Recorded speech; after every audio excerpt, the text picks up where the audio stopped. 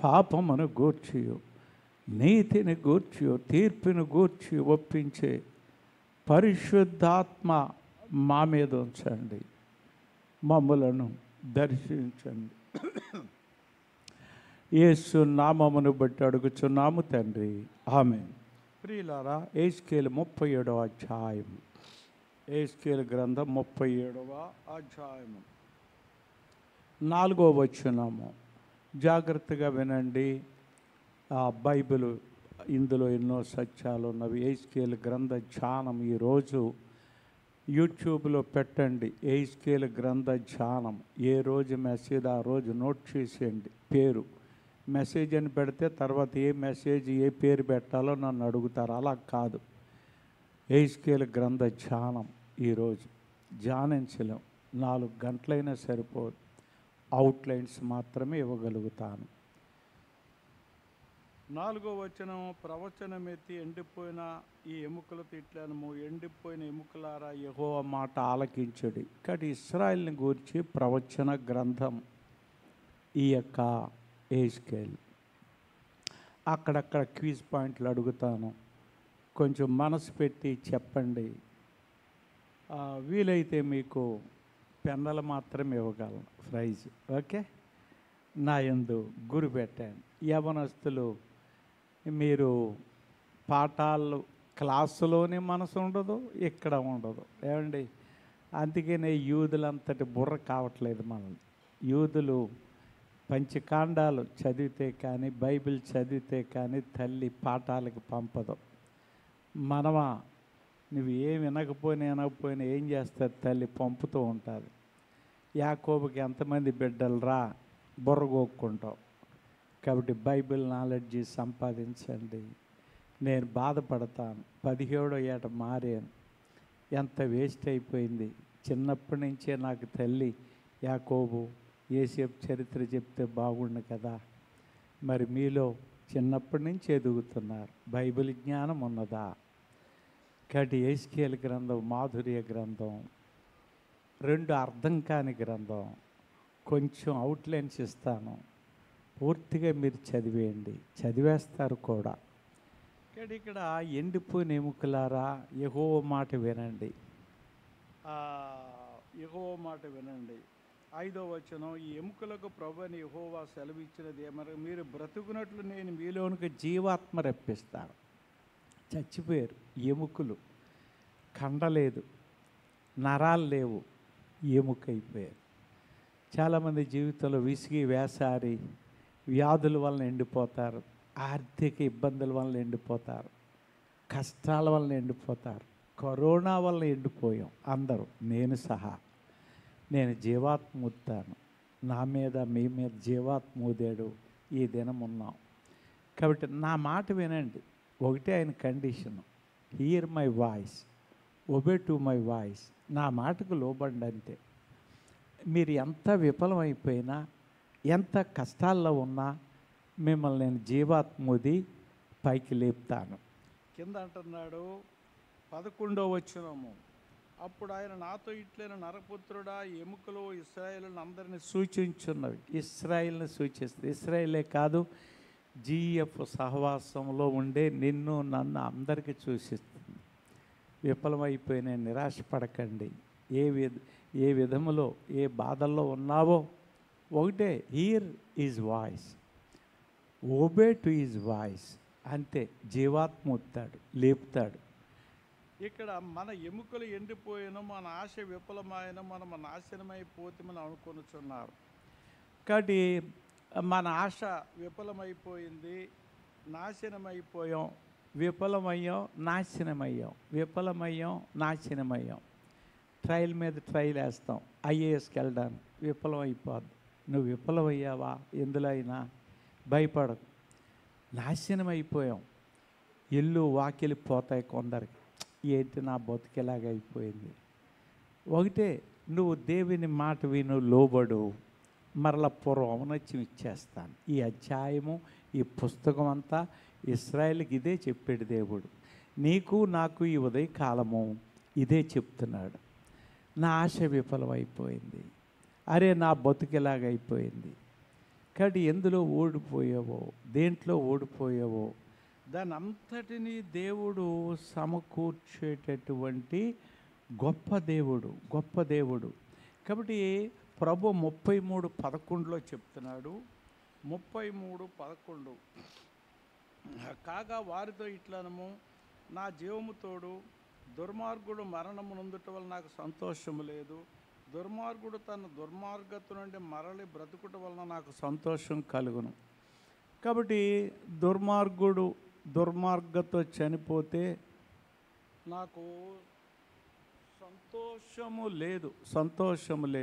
దుర్మార్గుడు దుర్మార్గత వలన అంటే నువ్వు పాపములో ఉన్నావు, పాపముతో చనిపోతే దేవుడికి సంతోషం లేదు. పాపం విడిచి నువ్వు ప్రభు దగ్గర పశ్చాత్తాపడితే దేవుడికి సంతోషం. చాలామంది ఆత్మహత్యలు చేసేసుకుంటారు. ఏదైనా నిరాశ నిస్పృహలు ఎదురైనప్పుడు వారి ఆశ విఫలమైపోయిందని ఆత్మహత్య చేసుకుంటారు. అలాగొద్దు. నువ్వు చేసిన పాపానికి ప్రభా నన్ను క్షమించు ప్రభా అని ప్రభు దగ్గర వేడుకుంటే ప్రభు నీకు కనికరము చూపుతాడు. అందుకని కాబట్టి ఇశ్రాయేలు మనస్సు త్రిప్పండి, మీ దుర్మార్గతను మరలి మనస్సు త్రిప్పుకోండి, నా మాటకు విధేయులవ్వండి. ఎందుకు నువ్వు అలాగ ఆలోచిస్తున్నావు? నేను చనిపోవాలని ఎందుకు నీవు ఆలోచిస్తున్నావు? ఆశ విఫలమైపోయిందని ఎందుకు అనుకుంటున్నావు? నీ ఆశ ఫలింపజేస్తాను. ఒకటే, మనసు త్రిప్పుకో, నా మాట విను, విధేయుడు బాబు. అలా మనం విధేయులం అవుతున్నామా? మెల్ గిబ్సన్ ఈ మధ్యనే ఈ సినిమా వార్తలు ఎక్కువైపోయినాయి ప్రపంచంలో. సినిమా ఫైటింగ్ ఒకేసారి ఒక రోజుకి 1000 కోట్లు రావాలి. ఆ బుక్ స్టాల్ దగ్గర ఉండేవాళ్ళు పనులన్నీ చేయకూడదు. నా మాట మీద, నా వాక్యం ఏం చెప్తున్నానో ఉంచండి, మనసు ఉంచండి, ఏ పని చేయొద్దు, నా వాయిస్ మీకు వినబడాలి. కాబట్టి మెల్ గిబ్సన్ అనేటటువంటి ఆయన ఒక పిక్చర్ తీస్తే ఫెయిల్ అయిపోయింది. మరి కోట్లు కొద్ది డబ్బు పోయింది. నిరాశ నిస్పృహలతో ఉన్నాడు. ఇంకా ఆత్మహత్యకి రెడీ అయిపోయాడు. చచ్చిపోదాం, ఎందుకు వచ్చింది, ఈ అప్పులు తీర్చగలనా అని. అక్కడ ఆ రూమ్లో బుక్ ఉంది. ఆ బుక్ ఏంటిది? లైఫ్ ఆఫ్ జీసస్, యేసు ప్రభు జీవితం. ఎవరు ఈయనని చదివాడు? ఆయన శ్రమలు, ఆయన బాధలు, ఆ సువార్తకి చివరి నుండే ఆ 2 పేజీలు సిలువ గురించిన వార్త, ఆయన ఎలాగా బాధపడ్డాడో, ఎలాగా వేదన చెందడి అన్నీ చదివి కన్నీరు కార్చి రిపెంట్ అయ్యి, అక్కడ నా పాపముల నిమిత్తం ఆయన చనిపోయాడని కన్నీరు కార్చి మార్పు చెంది నిర్ణయానికి వచ్చాడు. నేను జీసస్ చరిత్ర పుట్టుక దగ్గర నుంచి ఇవన్నీ తీయలేను, కానీ ఒక్క 2 పేజీలే ఆ సిలువను గురించి, ముళ్ళ కిరీటం, దెబ్బలు ఇవన్నీ తీస్తాను, ఆ ఒకటే తీస్తానని పట్టుదల కలిగి ఓ మంచి యాక్టర్ని ఎన్నుకున్నాడు. ఆ యాక్టర్ పేరు నాకు తెలియదు. జీవించేసాడు యేసు ప్రభులాగా. ఎంత జీవించాడంటే, కొరడా దెబ్బలు కొట్టేటప్పుడు ఏం చేశారంటే, ఈ నిజమైన ఆ 9 ముళ్ళు ఈ యొక్క కొరడాకు తగిలించారు. కొరడాకు తగిలించి విసిరితే ఆ నిజంగా వీపుకి తగులుకొని అంత యాక్షన్ చేశాడు. అయితే ఈ డైరెక్టర్ ఏం చేశాడంటే, నిజమైన శరీరానికి తగలకుండా దాని మీద ప్లాస్టిక్ శరీరం పెట్టాడు. సేమ్ అంటే మన శరీరం ఏ కలరో ఆ కలర్లో ప్లాస్టిక్ చేసి తొడిగేసాడు వీపుకి. కొట్టినా ఆ యొక్క వీపుకి తగలదు. అదిగో బొమ్మలో డైరెక్టర్ని చూపిస్తున్నారు, బిడ్డలో తగలదు. సరే, ఇలా చేస్తూ ఉంటే కొడుతుంటే 9 గేళ్ల ముళ్ళు కొడుతూ ఉంటే ఆ ప్లాస్టిక్ చీల్చుకొని నిజమైన శరీరంలోకి వెళ్ళిపోయేటప్పటికి నాకు తగిలిందనలేదు, నిజంగానే బాధపడి చేశాడు. అయ్యా ఎంతో వేదన, రక్తంగా వీళ్ళు అనుకుంటున్నారు మనం వేసిన డూప్లికేట్ రక్తం అనుకుంటున్నారు, నిజమైన రక్తమే. ఆ సీన్ అయ్యేటప్పటికి పడిపోయాడు. ఏంటంటే ముళ్ళు లోనకి వెళ్ళిపోయినాయి అన్నాడు. పాపం తీసి ఆ పొర, ప్లాస్టిక్ పొర తీసి వైద్యం చేసి కొద్ది రోజులు పిక్చరు ఇబ్బంది పడేది. అంత రియాలిటీగా తీశారు. అప్పుడు అనుకున్నాడు, ఆయన నా కొరకు ఇంత బాధపడితే నిజంగా ఆ దెబ్బలు నాకు తగిలితే నేనేమైపోతాను. వెంటనే రిపెంట్ అయ్యి ప్రభుకు సమర్పించుకొని ప్యాషన్ ఆఫ్ క్రైస్ట్ అని తీశాడు. Passion of Christ. ఆ పిక్చర్ చూస్తూ సిలువ దగ్గరికి వచ్చి కొరడా కొడుతుంటే చూడలేకపోయాను, భయం వేసింది. నిజంగా తీశారు, భయం వేసి పిక్చర్ని చూడలేక ఆపేశాను టీవీని. ప్రియులారా, దేవుడు అంతగా మన కొరకు వేదన పడ్డాడు. మెల్ గిబ్సన్ అనేటటువంటి ఈయన ఆ పిక్చర్ తీసి కోట్లాది ఆస్తిపరుడై పోయినవన్నీ సంపాదించుకున్నాడు. అతను ఆత్మహత్య చేసుకోబోయాడు. నువ్వు కూడా ఎందుకు నా జీవితం, దేని కొరకు నా జీవితం అని నువ్వు అనుకుంటున్నావా? అనుకోకు. దేవుడు అంటున్నాడు, నా వైపు తిరుగు, నా మాట విను, జీవాత్మ ఇస్తాను, నీకు సహాయం చేస్తాను, ఎటువంటి నా ఆశ విఫలమైపోయిందని నీవు అనుకోవద్దు. ఆ క్రిస్టియన్ డాక్టర్కి సీట్ వచ్చింది. సీట్ వచ్చి ఎంబీబీఎస్ చదువుతూ ఉన్నాడు. ఈయన క్రిస్టియన్. మనకేమో ఎంతెంత బుక్కులే ఉంటాయి, ఈ యొక్క 10వ తరగతి ఇంటర్మీడియట్. ఆ ఎంబీబీఎస్కి వెళ్ళేవాడికి ఎంత బుక్ ఉంటుందో తెలుసా? ఇంతలా ఉంటుంది ఒక్కోటి. కుర్రోళ్ళు చూడగానే బాబోయ్ అని కొందరు మంచం ఎక్కేశారట. డాక్టర్ కోర్స్ అలాంటిది. అప్పుడు ఈ డాక్టర్ గారు క్రిస్టియన్, వాళ్ళ ఫాదర్ క్రిస్టియన్, ప్రార్థనలు ఎదిగాడు. ఈయనకి భయమే, కానీ ఎక్సర్సైజ్ చేయడం, రాత్రి పగలు చదవడం నేర్చుకున్నాడు. వాళ్ళందరినీ పిలిచాడట. ఎందుకు భయపడతారయ్యా? నాకు భయం ఉంది, కానీ మనం ఎక్సర్సైజ్ చేద్దాం, చదువుదాం కష్టపడి. ఏ స్త్రీ అయినా ఒక బిడ్డను కనాలంటే ఏం పడాలి చెప్పండి? నొప్పులు పడాలి. అలాగే మనం డాక్టర్ సంపాదించి అనేక మంది శరీరాలు కోసి ప్రాణం పెట్టాలంటే మనం కూడా నొప్పులు పడాలన్నాడు. అంటే ఓ పిరుకోడు, బాబు రే నాకు రావడం భయం వేసేస్తుందా అన్నాడు. ఆ తెలుగు మీడియం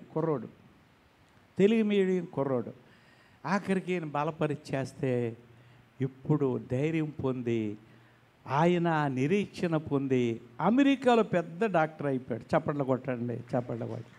నీ జీవితంలో బుక్కులు చూసి లేకపోతే బాధలు చూసి వాటిని చూసి నీవు నిరాశపడకూడదు. కాబట్టి మన జీవితంలో చేయవలసిన పని ఏమిటంటే, నీవు ఆయన మాట విను, ఆయనకు అర్పించు. నీ జీవితాన్ని అర్పించినప్పుడు దేవుడు ఉన్నతముగా నిన్ను వాడుకుంటాడు.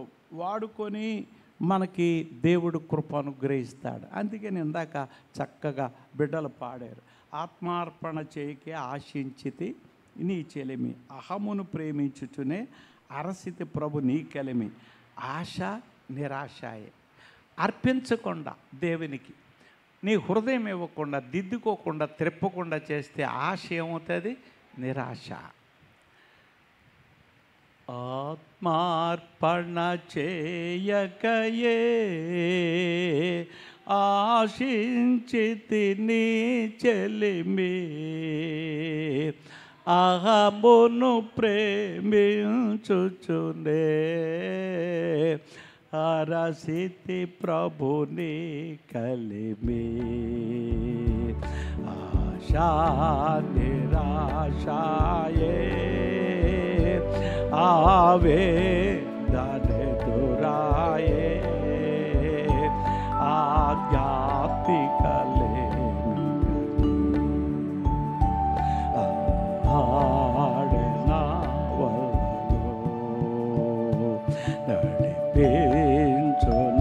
నడిపించునావా నడి సాంగమున దేవా నవ జీవన నా జన్మ తరింప. ఇక్కడి నావలో ఉన్నాం, సముద్రం మధ్యలో ఉన్నాం. ఎటుపోయిన నీరే. లోకం అనేది నీరు. శ్రమలు లేని లోకము ప్రాంతం ఉందా? లేదు. ఆత్మను దేవుడికి అర్పించు. నీ ఆశ విఫలం అవ్వదు. ఎప్పుడైతే ఆత్మను దేవుడికి ఇవ్వవో నీ జీవితంలో ఇదే. అయితే ఎస్కేల్ గ్రంథం అవుట్లైన్స్ కొంచెం ఇచ్చి మళ్ళీ పాఠంలోకి వెళ్ళిపోదాం. ఎస్కేల్ అంటే అర్థం ఏంటంటే యెహోవా చేత బలపరచబడిన. ఆయన ఆయన బలమంతా ఎక్కడుంది? యెహోవా. నీ బలం ఎక్కడుంది? డబ్బులో ఉంది కదా. డబ్బు కాదు, లేకపోతే ఆస్తి, లేకపోతే పొలము, అది కాదు. ఎస్కేలు యెహోవా చేత బలపరచబడిన దాసుడు. ఓ ప్రశ్న అడుగుతాను. ఆ ప్రశ్న ఏంటంటే ఎస్కేలు ఎక్కడ ఏ దేశంలో సేవ చేశాడు? యిర్మీయా ఎక్కడ ఏ దేశంలో సేవ చేశాడు? ఎవరు బబులోను? ఎస్కేలు. యిర్మీయా. అందరు చప్పట్లు కొట్టండి. రిబ్కా గారికి పెన్ను. చప్పట్లు కొట్టండి గట్టిగా.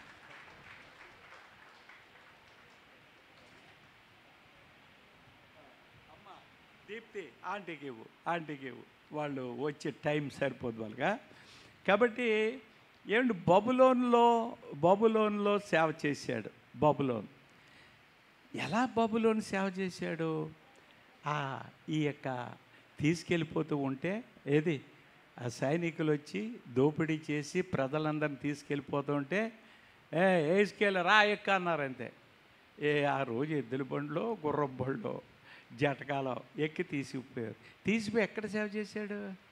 జైల్లో. ఏమంటే ఒక్కోసారి ఇల్లు మారుతూ ఉంటాం కదా. ఇల్లు మారితే బాబాయ్ ఇల్లు బాగోలేదని అనుకో, అక్కడ ఎందుకో తీసుకెళ్ళాడు. అక్కడ ఆత్మల కొరకు తీసుకెళ్ళాడు. మేము అనేక ఇళ్ళు అద్దెకి తిరిగాం. అన్ని చోట్ల దేవుడిని మహింపరిచి ఆత్మలు పట్టుకున్నాం.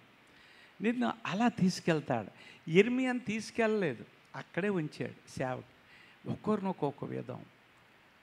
నీ పట్ల ఎక్కడ దైవ చిత్తం ఉందో అది నువ్వు తెలుసుకోవాలి. తర్వాత ప్రియమైన బిడ్డలారా, ఈ యొక్క అవుట్లైన్స్ జాగ్రత్తగా 5-6 నిమిషాల్లో మళ్ళీ పాఠంలోకి వెళ్ళిపోవాలి. జాగ్రత్తగా క్యాచ్ చేయండి. సౌలు రాజ్యము మనం చూస్తే అతడు వ్యర్థకాలంగా అయిపోయింది. సౌలు కాలం. ఒరే బాబు, రాజ్యం పరిపాలించరా అంటే అసూయ కలిగి బళ్ళను తీసుకుని ఎవరి చుట్టూ తిరిగాడు? దావీదు చుట్టూ. 40 సంవత్సరాలు దావీదు చుట్టే. ఎందుకు వచ్చిందండి? కాలము చాలా పవిత్రమైంది. నువ్వు నేను సేవ చేయాలి. వాళ్ళు ఇలాగన్నారు, వీళ్ళు ఇలాగన్నారని వాళ్ళ మీదకి గొడవకి వెళ్ళిపోయి కాలము వ్యర్థం చేయొద్దు. అరే ఏదో పాట పాడారు, అక్కడి నుంచి పట్టుకుంది ఆయన అసూయ. ఎందుకది? కాబట్టి దావీదు అవన్నీ లెక్క చేయలేదు, దేవుని కొరకు వెళ్ళిపోయాడు. అందుకని స్వర్ణయుగం. కాలం వ్యర్థం చేశాడు సౌలు. ఆఖరికి ఆ కక్ష అతన్ని పట్టుకుంది, చనిపోయాడు. దావీదు చిరస్థాయిగా ఏలుబడి చేసి కారణం ఇతరులు అన్నారు చేశారనేది కాకుండా దేవుడు తనకిచ్చిన పనిని చేశాడు. నీకే పని ఇచ్చాడు? ఈ సంఘం. ఆ పని నమ్మకంగా చేయాలి. నేను నమ్మకంగా చేయాలి. రెండోది, ఈ 2 రాజులు అయిన తర్వాత 3వ రాజు ఎవరు? సాల్మను తర్వాత కొడుకు వస్తాడు. కొడుకు రెహబాము వచ్చేటప్పటికి రాజ్యం ఎన్ని పాయలు అయిపోద్ది? 2 పాయలు. కారణం ఎవరు చెప్పండి? 2 పాయలకి తండ్రే కారణం. ఈ తండ్రి ఏం చేస్తాడంటే పన్నులేసి ప్రజల్ని బాధ పెట్టేటికి ఇసుకెత్తిపోతాడు. ఈ రెహబాము రాజ్యంలోనికి వస్తాడు. ఈ రాజ్యంలోనికి వచ్చిన తర్వాత వాళ్ళందరూ అంటారు, ఏంటి కఠినుడయ్యా మీ నాన్న. సొలొమోను చాలా కఠినుడండి. 1000 మంది భార్యలు, వాళ్ళకి బంగారం సింగారం గిర్రాలు కొనడానికి డబ్బు అంతా అయిపోయేది. ఇక డబ్బులు లేక 1000 మంది భార్య అంటే మాటలండి. వాళ్ళకి వడ్డాణాలు చేయాలి, కిరీటాలు చేయాలి, చేయకపోతే రానివ్వరు ఇంట్లోకి. ఎంత తప్పుడు మార్గంలోకి వెళ్ళిపోయాడు, పతనమైపోయాడు. ఆఖరికి అది కొడుకు మీద పడింది. తండ్రులారా, మన జీవితంలో మనం ఎలాగున్నాం? అప్పులు చేస్తున్నావా తండ్రి? గంజి తాగుదాం. మా ఇంట్లో అప్పు అంటే భయం, నాకంటే నా భార్యకి భయం, అప్పు ఉండకూడదు. అలాగే జాగ్రత్తగా అప్పు ధనవంతుడు ఎవరంటే అప్పు చేయనోడే ధనవంతుడు. మనకేం డబ్బు ఉండక్కర్లే, అప్పు లేకుండా ఉంటే చాలు. ఇతను ఎలా చేసి కొడుకు మీద పెట్టాడు. కొడుకు ఏం చేశాడంటే వాడు రాజ్యంలో 2 భాగాలు అయిపోయింది. అయిపోయిన తర్వాత 10 గోత్రాలు ఒక భాగం ఏమండి, దాన్ని ఏమన్నారు, ఇశ్రాయేలీ రాజ్యం. 20 ఈ 2 గోత్రాలు ఒక రాజ్యం. ఏ గోత్రాలు, 2 గోత్రాల పేరు చెప్పండి అమ్మా. ఏమండి 2 గోత్రాల పేరు బ్రదర్ చెప్పండి, ప్రైజ్ వాళ్ళకి వెళ్ళిపోకూడదు, అందుకని మీకు చెప్తున్నాను. ఎస్, ఎవరు యోధా గోత్రం అన్నారు, ఎవరు, రండి రండి రండి, పాల్ గారు అబ్బాయి రావాలి, అందరు చప్పట్లు కొట్టండి. యోధా గోత్రము, తర్వాత బెన్యామీను గోత్రం. ఏంటి చెప్పండి, యోధా గోత్రము, బెన్యామీను గోత్రం. ఓకే, ఇంకో ప్రశ్న. వీళ్ళు కొన్ని వందల ఇశ్రాయేలు రాజులు ఎంతమంది, యోధా రాజులు ఎంతమంది, సంఖ్య చెప్పండి అని చదవక్కర్లా. ఇశ్రాయేలు రాజులు ఎంతమంది, ఏమండి యవ్వనస్తులు చెప్పాలి, పెద్దోళ్ళు ఏంటి 60 సంవత్సరాల్లో యవ్వనస్తులు చెప్పేస్తున్నారు వీళ్ళు.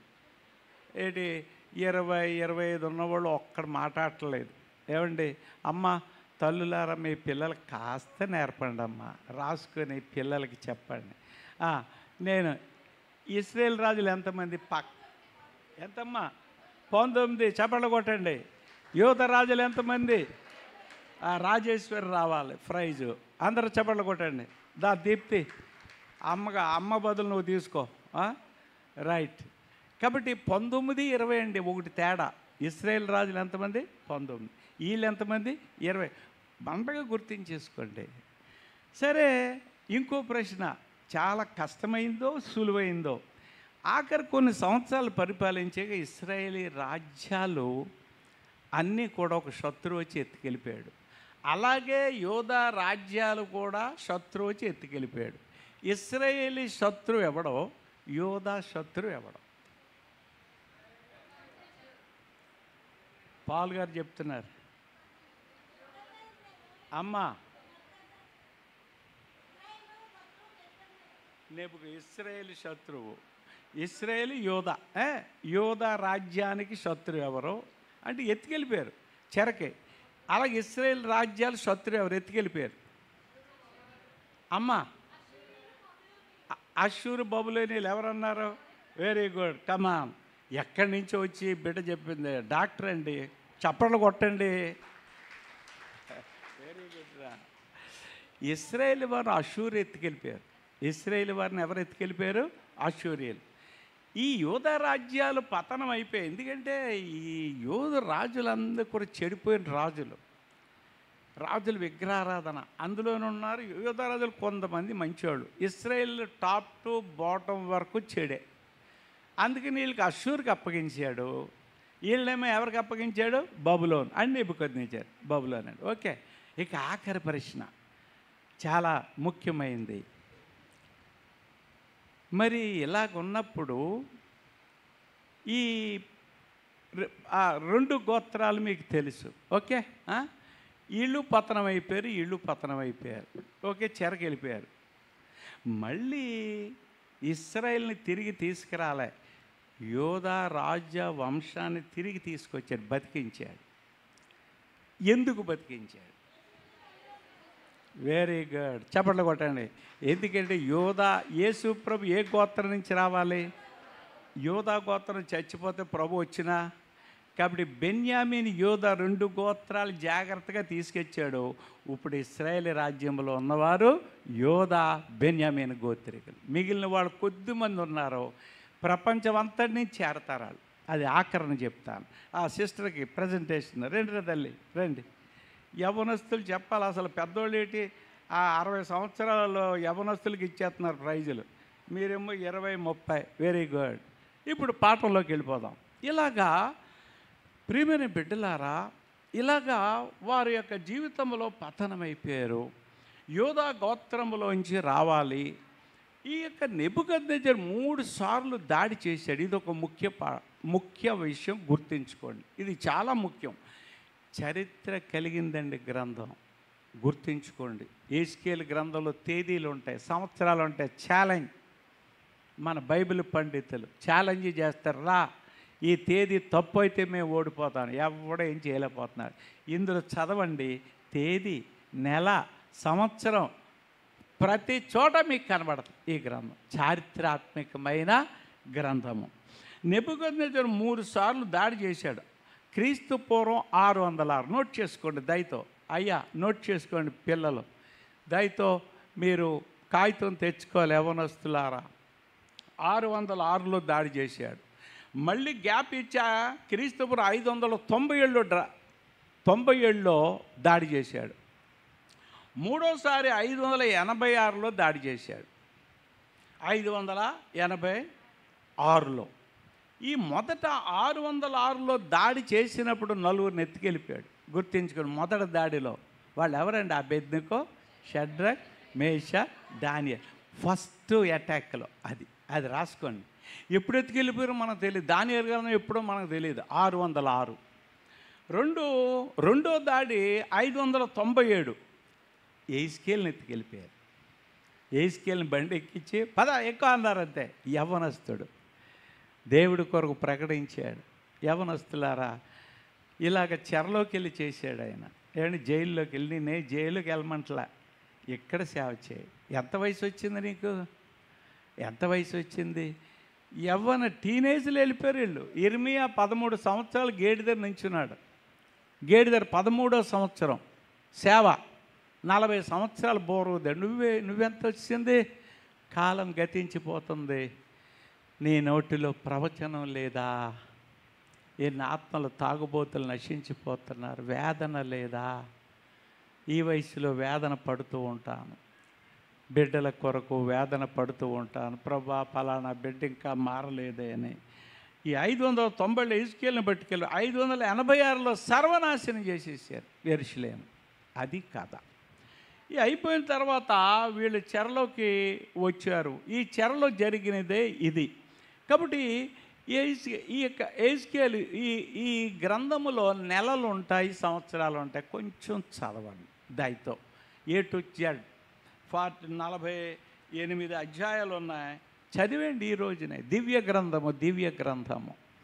తర్వాత ఈ గ్రంథము నిండా దర్శనాలు ఉంటాయి. ఆ దర్శనాల దగ్గర దర్శనం నెంబర్ 1, దర్శనం నెంబర్ 2 అని రాసుకోండి. అది నేను చదివాను, కష్టం అర్థం అవడం.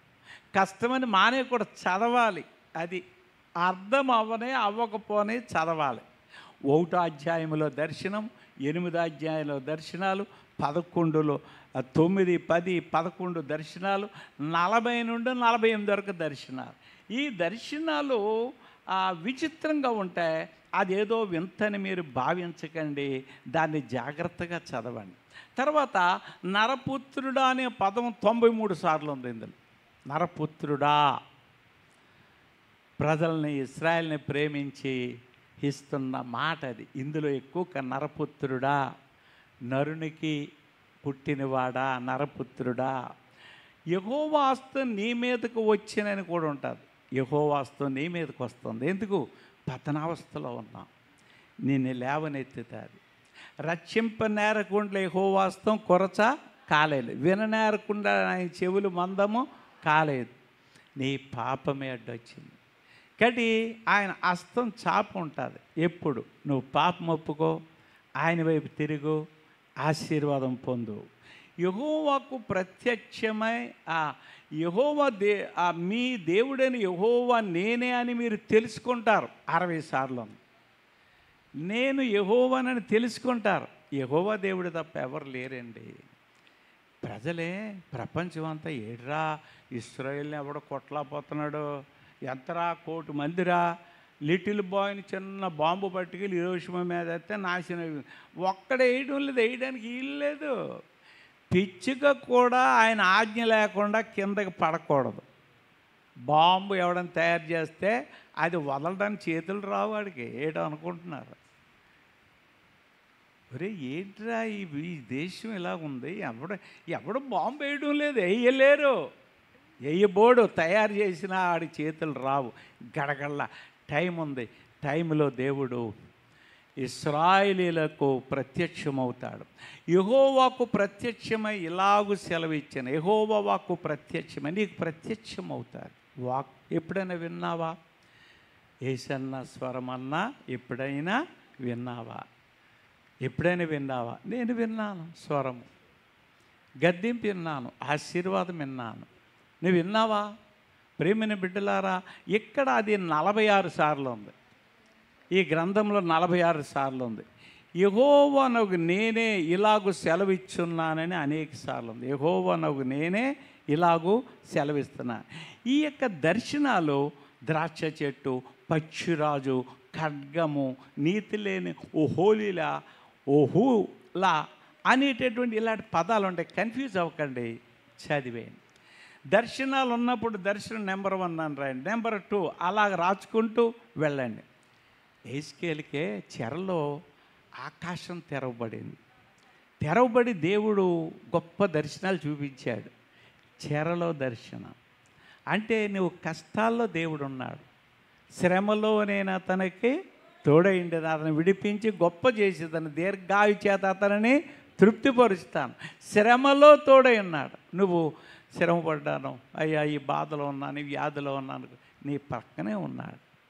నాకు మొరపెట్టుము, నేను నీకు ఉత్తరం ఇస్తా. అతడు నాకు మొరపెట్టగా నేను అతనికి నువ్వు మొరపెట్టంటే మొరపెట్టు.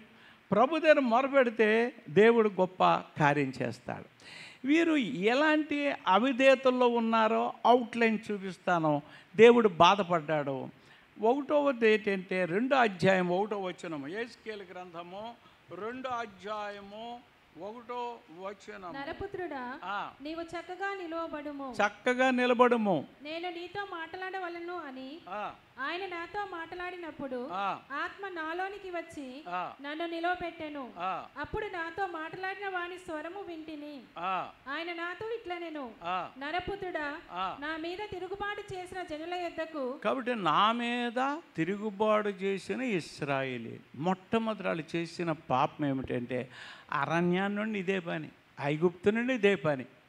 అది పోలేదు వాళ్ళకి. ఆ నైజం ఏంటో కానీ తిరుగుబాటు. వీళ్ళు ఎంత తిరగబడ్డారో అంత బాధలు పడ్డారు. కానీ 1000 సంవత్సరాలు ఇప్పటికి ప్రపంచం మరి ఇశ్రాయేలును పుట్టి ఎన్ని వేల సంవత్సరాలు అయిందో, 1000 దేవుడి దగ్గర బాగున్నారు. తర్వాత అంతా కష్టాలే. ఏ దేశానికి వెళ్ళినా వీళ్ళు రానివ్వద్దు, తోసేయండి వీళ్ళని, ఉండటానికి వీళ్ళు లేదని ద్వేషించబడ్డారు. ఆఖరికి 60 లక్షల మందిని హిట్లర్ చేతిలో చచ్చిపోయారు. కారణం తిరుగుబాటు. ఎప్పుడు దేవుని మీద. ఆ అరణ్యం యాత్రలో చూస్తాం. నిజమే, మనం కూడా దేవుడి మీద తిరగబడకూడదు, దీనులమై ఉండాలి. అందుకని మీరు రండి నా దగ్గరికి, మనసు త్రిప్పుకోండి, నేను మరలా మీకు పూర్వ ఔన్నత్యం ఇస్తాను, మీకు దీవెనలు ఇస్తాను. ఈ ఎక్కడున్నారో 5వ వచనంలో, నరపుత్రుడా నీవు బ్రహ్మ దండి చెట్లలో ముండ్ల తుప్పల్లో తిరుగుచున్న ఎవరిని? యెహెజ్కేలు. వీళ్ళెవరో బ్రహ్మ దండి చెట్లు. బ్రహ్మదండి చెట్లు ఎలాగుంటాయండి? పట్టుకున్నామంటే ముళ్ళు గుచ్చుకుని రక్తం వచ్చేస్తుంది. వాళ్ళ మధ్య ఉన్న వాళ్ళు వినరు. ఇలాంటి అతనితో మాట్లాడాను. ఏమండి ఎలా చేయమంటారు? కాపరం, నీ భార్య ప్రేమించి చెయ్యి. ఎలా చేయమంటారండి? ఏంటండి పాస్టర్ గారు అండి మీరు ఎలా చెప్తారు? ఎవరో బ్రహ్మజండి ముళ్ళు చెట్టు కలిగినవాడు, ముట్టుకోలేము. వీళ్ళ పని ఏంటంటే తిరుగుబాటు. అరే వారి జీవితంలో మాధుర్యమైన దేవుడు భార్యను ఇచ్చాడు, కట్టుకోవాలి. తేళ్ల మధ్య నివసిస్తున్నాం. తేళ్ళు ఏంటి? తేలును పట్టుకుంటే ముద్దెట్టుకుంటుందా? ఆ మధ్యలో ఉన్నాం. యెహెజ్కేలు జాగ్రత్త. నిజం, ఒక సేవకుడు బాధలు ఎలాగ ఉంటాయి. ఇలాంటి తేళ్ల మధ్య వాటి మధ్య సేవ చేయవలసిందే. చేయి. వినరు వాళ్ళు, వినకపోయినా చెప్పు, నేను చెప్పింది చెప్పాలంతే. తర్వాత 8వ అధ్యాయం 7వ వచనములో అవుట్లైన్ చెప్పుకుంటూ పోతాం, టైం లేదు. విగ్రహాలు, హేయమైన విగ్రహాలు పెట్టుకున్నారు. హేయమైన అన్యాచారాలు. మన ఇంట్లో భౌతిక రూపమైనవి ఉండవు, కానీ దాని యొక్క సూచనలు ఉంటాయి. ఏంటి? పిల్ల పుట్టగానే ఈ కాలుకో తాడు, ఆ కాలుకో తాడు. ఏంటమ్మా అంటే ఎవడో మంత్రించి ఇచ్చాడు, ఈ కాలుకోటి ఆ కాలుకోటి, రాగానే కట్టేయడమే. ఎంత మంచి బిడ్డ! అలాంటి బిడ్డ ఎవరన్నా ఇవ్వగలరా డాక్టరు? ఇవ్వలేరు. అయ్యా ₹1,00,00,000 ఇస్తాను, ఒక ఆడపిల్లని ఇమ్మని అడగండి, పుట్టిస్తాడేమో, ఆడి వల్ల కాదు. అలాంటి బిడ్డ నీకు ఇస్తే ఈ కాలుకి మెడకి ఏదో చూపుడుతాడట. అంటే ఎవరు చూపులు పడకుండా అది లాగేస్తుందట. చూపుడుతాడు. ఏమి చూపుడుతాడండి? అమ్మా, ఇలాగే ఏ క్రియల్లోకి వెళ్ళిపోయారయ్యా మీరు, ఏ క్రియలు. ఇక్కడ బాగానే ఉంటాం, ఏదైనా గాలి పట్టిందమ్మా, ఆడి దగ్గరికి వెళ్ళి, చర్చికి వెళ్తే పోదంట, వాళ్ళ దగ్గరికి వెళ్ళిపోతాం. నూనె తీసుకో, తగ్గించుకో, ప్రార్థన చేయి, నొసట మీద సిలువు గుర్తేయమ్మా, మోకరించమ్మా. నా పిల్లలకి నాకు మా ఇంట్లో చేసింది ఇదే. చిన్నప్పుడు మాంత్రికుడి దగ్గరికి వెళ్ళేవాడిని, 102 జ్వరానికి పంపేది మా అమ్మమ్మ. ఏమని, ఏ బాబు మంత్రం వేయరా అనేది. ఉసు వేపర్ అట్టు కొట్టేవాడు. భయపడి ఆ భయానికి 102, 104 అయిపోయేది. ఏంటండి ఇది, ఉస్సు అంటే పోతుందా? కాబట్టి ప్రియులారా, ఇలాగ వచ్చేసారు. 13వ అధ్యాయము 1:23 అక్కడ నోట్ చేసేసుకోండి. 13వ అధ్యాయము 1వ వచనం చదువు తల్లి. 13:1. మరియు యెహోవాకు నాకు ప్రత్యక్షమై ఇలాగ సెలవిచ్చెను, నరపుత్రుడా, ప్రవచించుచున్న ఇశ్రాయేలు ప్రవక్తలు. 3వ వచనం చదవమ్మా. 3వ వచనం. ప్రభువైన యెహోవా సెలవిచ్చినదేమనగా, దర్శనమేమీ కలగకున్నను స్వబుద్ధిని అనుసరించు అవివేక ప్రవక్తలకు శ్రమ. కాబట్టి తప్పుడు బోధకులు రాజమండ్రిలో ఎంతమంది ఉన్నారో. ఆయనట ప్రార్థన చేస్తే 5 అడుగుల మనిషి 5:2కి వెళ్ళిపోతాడట. ఎలా వెళ్ళిపోతాడో తెలియదు. ఎలా 5:2కి వెళ్ళిపోతాడా? ఏంటండి ఇది, ఎంత దౌర్భాగ్యం. ఆయన ప్రార్థన చేస్తే లావోళ్ళు సన్నోళ్ళు అయిపోతారట. దీంట్లో చూశాను. ఇలా ప్రార్థన చేశాడు, ప్రభు సన్నం అయిపోవాలి అన్నాడు. అయిటాడికి అయ్యావా లేదా అని పరిశీలించాడు. ఈ జాకెట్ చేతిలో పెట్టి చూడండి, నా వేలు దూరతం జాకెట్. బుద్ధి లేనివాడు. ఆడవాళ్ళని ముట్టొచ్చా? బుద్ధి జ్ఞానం లేదు. వీళ్ళ మీకు కావాలమ్మా? అమ్మా, నాకు పంపండి 10,000, నీ బిల్డింగ్ మీద బిల్డింగ్ కట్టేస్తావు, బిల్డింగ్ అమ్మేసుకుంటావు. ఎలా కడతావు? ఊరికి వచ్చేస్తుందా? టిప్పర్లోంచి రాడ్లు, మెట్లు ఇవన్నీ తీసుకొచ్చేస్తారా? ప్రభు అంటున్నాడు, తగ్గించుకో, నీవు నా వైపు తిరుగు, నా యొక్క ఆ మాట విను. నా మాట వింటే నీలోనికి జీవాత్మను పంపిస్తాను, తిరిగి లేవనెత్తుతాను, నిన్ను నీ కృప మీ యొక్క ఆశలన్నిటిని ఫలించినట్లు నేను నాశనం అయిపోయాను, విఫలం అయిపోయిందని నీవు అనుకోనవద్దు. తర్వాత వాడు చేసిన పని 17:15 చదువు తల్లి. అదే గ్రంథము 17:10. అతడు తనకు గుర్రములను గొప్ప సైన్యమునిచ్చి సహాయం చేయవలనని అడుగుటకై ఐగుప్తు దేశమునకు రాయబారులను పంపి.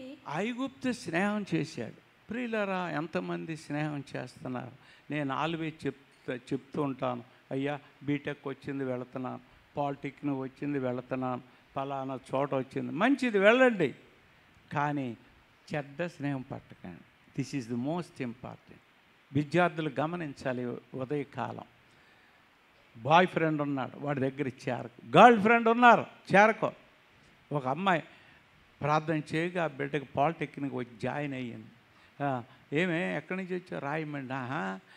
ఏంటి మీ అమ్మ పేరు? ఇది సీనియర్స్ కదా, ఆట ఆడిస్తారు. అది బాయ్ ఫ్రెండ్ ఉన్నాడా? అమ్మాయి పాపం అమ్మాయికి ఎక్కడ ఫూలిష్ ఫీల్డ్లాగా ఉన్నాం. బాయ్ ఫ్రెండ్ లేని వాళ్ళు ఎవరున్నారే? ఇది ఏమండి, ప్రియులారా, అలాగే వెళ్తున్నారు. నిలబడు నరపుత్రుడా, నిలబడు, నిలిచో, కొట్టినా నిలిచో, నీ పరిశుద్ధతను పోగొట్టుకోద్దు, ఏసేపు వలె నిలబడు. ఇలాంటి స్నేహాలు పట్టకూడదు. వీళ్ళు చేసిన పని అన్యులతో స్నేహం చేసేసారు. తర్వాత 20వ అధ్యాయం 13వ వచనం. 20వ అధ్యాయం 13వ వచనం. 20వ అధ్యాయం 13వ వచనం. Mic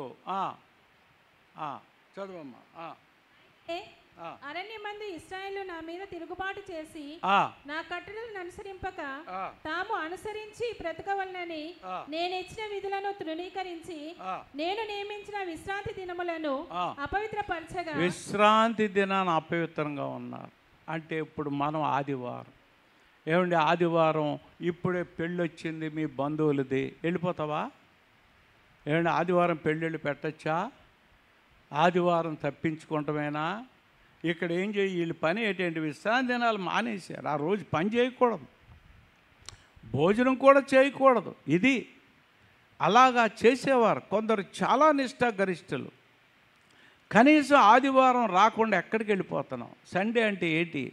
Sunday is not jolly day. అదేదో జాలీగా ఉంటాను కాదు, ఇట్ ఈజ్ హోలీ డే, పరిశుద్ధమైనది. ఆ దినము నువ్వు ఎక్కడికి వెళ్ళకూడదు. వాక్యం ధ్యానించి గుడికి రా, ఇంటికి వెళ్ళు, భోంచే, ఒక గంట పడుకో, మళ్ళీ లేచి గ్రంథం చదువు. ఇది వారం 10 రోజుల నుండి చదువుతున్నాను ఏస్కేల్, ఇంకా అర్థం కాలేదు. అందులో దర్శనాలు ఇప్పడానికి నాకు టైం దొరకలేదు, చాలా కష్టం. ప్రకటన ఎంత కష్టమో ఇది అంత కష్టం.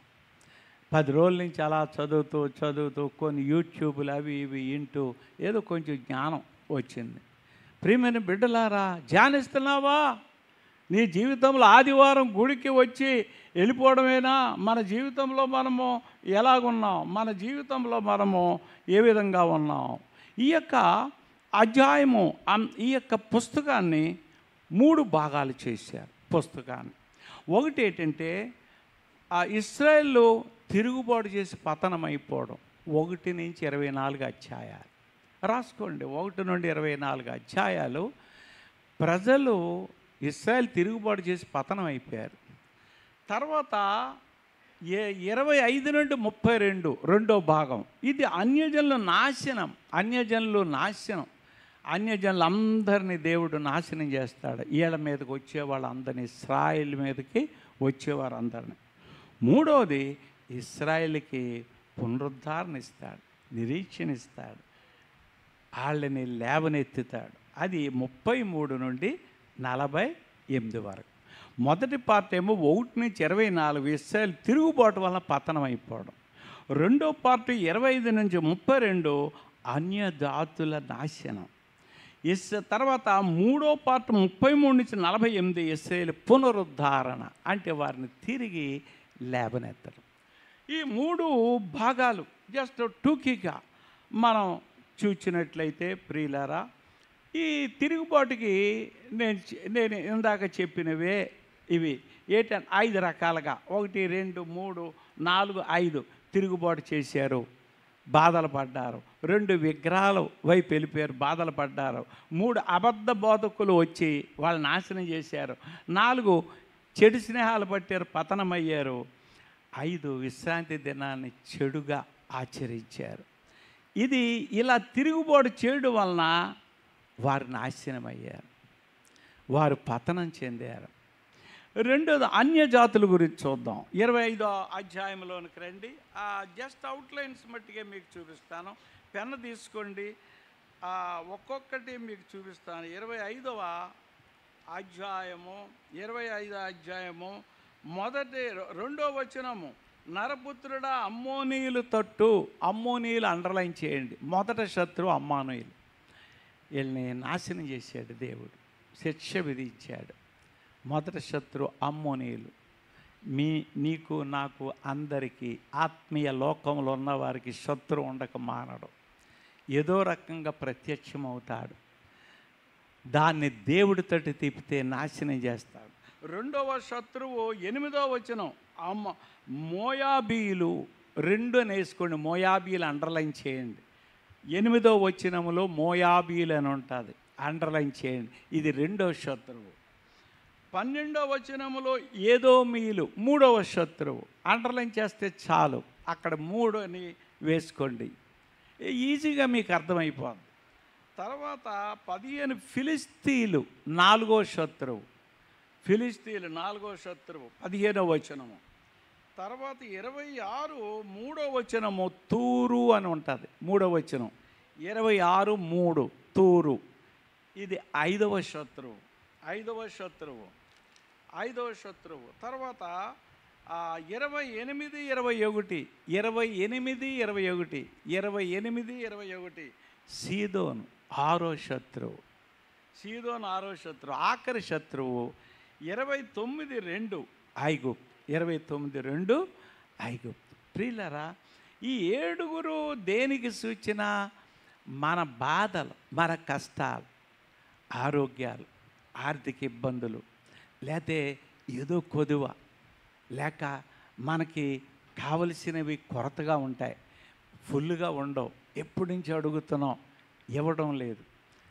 ఏంటి ఇవ్వడం లేదు? ఇవన్నీ కూడా మన చుట్టూ ఉండే సమస్యలు, మన చుట్టూ ఉండే బాధలు. కాబట్టి యోబు గ్రంథంలో 5:19 చదువు తల్లి. యోబు గ్రంథము 5:19. యోబు గ్రంథము 5:19 చదువమ్మా. 6 బాధలలో నుండి ఆయన నిన్ను విడిపించును. 7 బాధలు కలిగినను నీకు ఏ కీడును తగులదు. 6 వచ్చినా పర్వాలేదు, 7 వచ్చినా పర్వాలేదు, ఏ బాధ తగలదు. అమ్మా, ఇక ఎలాగంటే నాశనం అయిపోయాను, నేను విఫలం అయిపోయాను అని అనుకుంటున్నావా? ఏం పర్వాలేదమ్మా, ఇంతమంది శత్రువులను దేవుడు అణిచేశాడు. నువ్వెందుకు బాధపడతావు? దేని కొరకు దుఃఖిస్తావు? దేవుడు, జీవము గల దేవుడు నీకు తోడై ఉన్నాడు. ఆయన కృప నీకు తోడైంది. ఇవన్నీ శత్రువులు. అందుకనే ఎవరిని మింగుదునా అని సైతానుడు ఏం చేస్తున్నాడు? తిరుగుతున్నాడు మన చుట్టూ. నువ్వు నిద్రపోతున్నావు, ఆడు నిద్రపోడాడు. అలాగే దేవుడు కూడా, అరే నా కూతురు నా కొడుకు నిద్రపోతున్నారని ఆడు వత్తు ఉంటే కాపాడేటటువంటి దేవుడు యెహోవా నా కాపాడి ఆయన పారద్రోలుతూ ఉన్నాడు. లేకపోతే నువ్వు నేను ఏమైపోదాం? ప్రేమైన బిడ్డలారా, ఇవన్నీ కూడా వీళ్ళ చుట్టూ ఉండి సర్వనాశనం చేస్తూ ఉంటే దేవుడు ఊరుకుంటాడా? ఇశ్రాయేలులారా, నా మాట వినండి అయ్యా, నాకు లోబడండి అయ్యా బాబు, మనసు త్రిప్పుకొనండి అయ్యా. కాబట్టి ఇశ్రాయేలులారా, మనసు త్రిప్పుకోండి, మీ దుర్మార్గత నుండి మరలి త్రిప్పుకోండి, మీ దుర్మార్గత నుండి మరలి తిప్పుకోండి, నా వైపు తిరగండి, మీరున్న సమాధులు తెరుస్తాను. అటు సమాధులైన ఎముకలున్న ఆ ఎముకలకు నరాలు పొదిగిస్తాను, ఆ ఎముకల గుండె యాడ్ చేస్తాను, ఊపిరితిత్తులు తోడుతాను. లాజరు లే అంటే 4 దినాలు అయ్యింది. డాక్టర్స్ని అడగండి, పురుగులు పట్టేస్తాయి. పురుగులు పట్టిన లాజరు, ప్రేవులు పుచ్చిపోయిన ప్రేవులు, ఆగిపోయిన గుండె, గుండె పనిచేసింది. లాజరు లే అన్నాడు, అంతే. గుండె దడదల్లాడింది, ఊపిరితిత్తులు దడదల్లాడింది. ఎక్కడ నూతన ఉత్సాహంతో వచ్చేసాడంతే. ఆయన కట్లు విప్పండి అన్నాడు. ప్రియమైన బిడ్డలారా, దేవుడు నీవెంత నిరాశలున్నా సరే నిన్ను కాపాడతాడు. అయితే నువ్వు మళ్ళుకోవాలి. నీ యొక్క జీవితము నుండి ఆయన కృపలోనికి నువ్వు రావాలి. దేవుడు వాగ్దానాలు ఇస్తున్నాడు ఈ గ్రంథంలో. దయతో చూడండి దేవుని వాగ్దానాలు. 11:16 చదువు తల్లి. 11:16. కాబట్టి వారికి ఈ మాట ప్రకటింపుము, ప్రభువైన యెహోవా సెలవిచ్చినది ఏమనగా, దూరంననున్న అన్యజనులలోనికి నేను వారిని తోలివేసినను, ఆయా దేశములలో వారిని చెదరగొట్టినను, వారు వెళ్ళిన ఆయా దేశములలో కొంతకాలము నేను వారికి పరిశుద్ధాలయముగా ఉందును. కొంతకాలమే నేను మళ్ళా రప్పిస్తాను, సమకూరుస్తాను. అమ్మా, సమకూరుస్తానంటున్నాడు, కొంతకాలమే. అందుకనే దేవుని వాక్యంలో 1 పేతురు 1:6 ఉంది, కొంతకాలం మాత్రమే మీకు శ్రమలు ఉంటాయి. నీ వ్యాధి కొంతకాలమే, నీ ఆర్థిక ఇబ్బంది కొంతకాలమే, నీ బిడ్డల వివాహం అవ్వలేదు కొంతకాలమే, నీకే కొరతున్నా కొంతకాలమే. శాశ్వత కాలములో నిన్ను దేవుడు దీవించబోతున్నాడు. ప్రియమైన బిడ్డలారా, జీవితము సమకూరుస్తానంటున్నాడు. రెండో వాగ్దానం చూడండి, 11:19 చదువు తల్లి. 11:19. వారు నా కట్టడలను నా విధులను అనుసరించి గైకొనినట్లు నేను వారి శరీరంలో నుండి రాతి గుండెను తీసివేసి వారికి మాంసపు గుండెను ఇచ్చి వారికి ఏక మనసు కలుగజేసి వారి యందు నూతన ఆత్మ పుట్టింతును. నూతన ఆత్మ.